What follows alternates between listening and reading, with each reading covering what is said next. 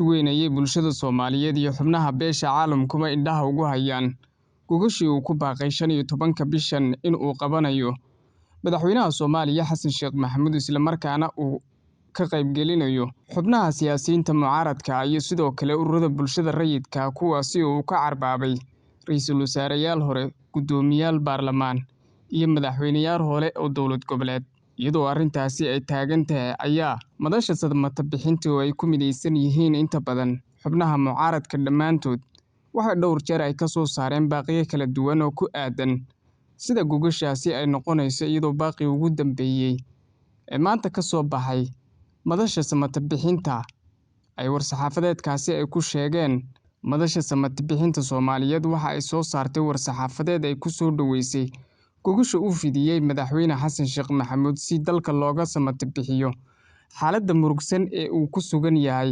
waxayna madashu ku baaqday in gogashu ay noqoto mid loo dhan yahay oo ay ka soo qayb galaan dhammaan madaxda dowlad goboleedyada iyo siyaasiyiinta mucaaradka ah, ayna noqoto madal wada xaajood siyaasadeed oo xal waara looga gaaro arrimaha masiiriga ah ee la isku khilaafsan yahay. madashu waxay u aragtaa kulamada uu madaxweynuhu qabanayo 15 iyo ilaa 22 bishan in ay yihiin kuwa uu taageero uga raadinayo jidkii uu hore ugu joogay ee sababay khilaafka iyo kala aamin baxa. tallaabadaasina waxay dhaawacaysaa niyad wanaaggii ay madashu ku qaabishay gogasha, waxayna ka niyad jebinaysaa shacabka iyo saaxiibada caalamkaba ee Soomaaliya rajadii ay gogasha ka qabeen. sidoo kale war-saxaafadeedka ka soo baxay xubnaha mucaaradka ayaa waxaa lagu yiri madashu waxay mar walba u taagan tahay midnimada iyo wadajirka ummadda Soomaaliyeed iyo sidii dalka looga samata bixin lahaa hubanti la'aanta siyaasadeed. waxayna weli madaxweynaha ka dhowraysaa gogol wada xaajood oo loo dhan yahay si xal waara looga gaaro khilaafka siyaasadeed, laguna mideeyo abaabulka iyo awoodda lagu wajahayo kooxaha cadowga ah ee duulaanka ku ah diinteena, dalkeena iyo dowladnimadeena ayaa lagu soo gabagabiyay qoraalka ka soo baxay xubnaha mucaaradka ah.